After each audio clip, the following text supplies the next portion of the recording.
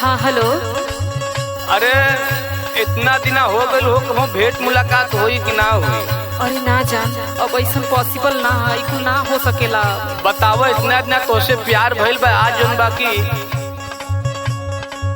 पीछा छोड़त हो, हमार साथ छोड़त हो। अरे हम पीछा ना छोड़त हई, घर वाले एकदम प्रेशर बनौले हम, का करी हम। ये जान ल कि हम इतना टेंशन में हई। का टेंशन में हवा, बोला। इतना बेचैन है कि का बताई। का परेशानी है, बोला। सुना, कैसे कहो ये धन भेट मुलाकातिया,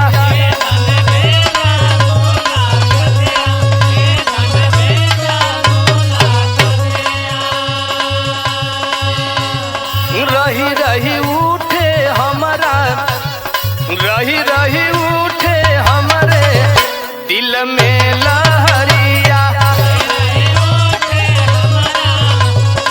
एकदम तोरे बिना बेचैन है।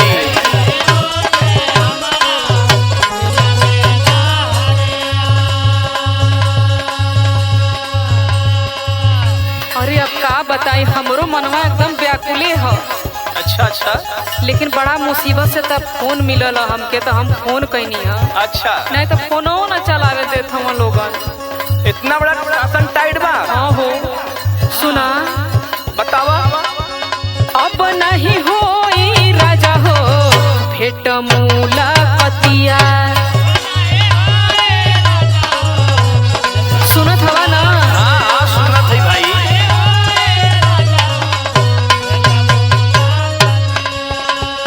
अब नहीं होई राजा हो भेट मुलाकातिया, हमारा पे आइल बाटे हो, हमारा पे आइल बाटे हो बड़ा आफतिया। अरे ऐसा मत करा।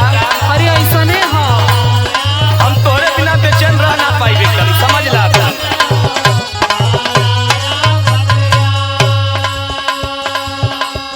हमरा के नहीं लागे भूखिया पियसिया,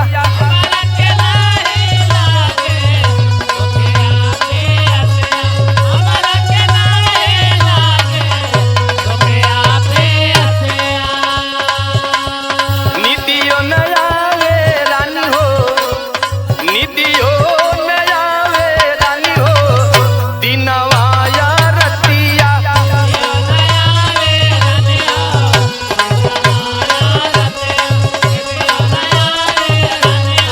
समझ ल, सब कुछ कमले बेकार लागत बा।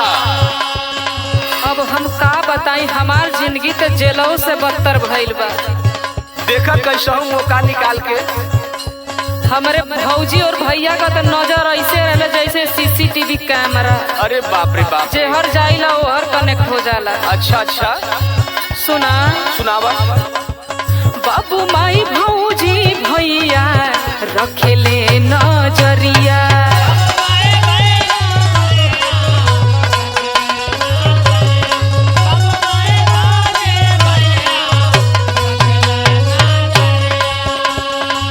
सुनत हवा ना?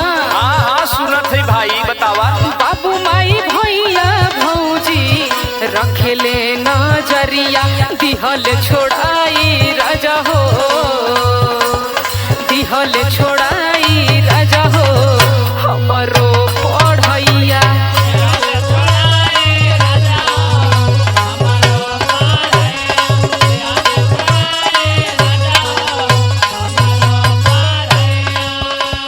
तब बतावा, यह मिले का हमार लोगन का एक सहारा रहा। अब पढ़ाइयो छोड़ के बैठ गई लू, तब बताओ कैसे भेंट हुई। अपने मन से थोड़े छोड़ के बैठल है। छोड़ा ले ठीक हो, लेकिन तू आऊँ अपने मन के मना ल, और हम आऊँ अपने मन के मना लेते हैं। अच्छा, एगो काम करा, बोला। धीरज बधावा ये धनी होई है सगैया। तने धीर धराया। अब धीरे धरे के बाद। हाँ धीर धरा।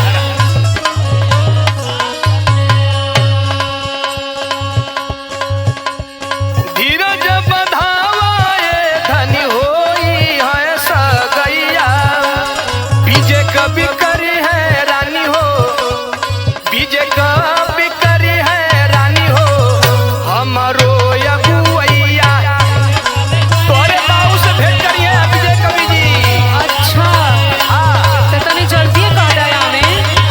ना जल्दी रही, काहे से विजय कवि बड़ा मेहनत करत रहो हमरे खातिर।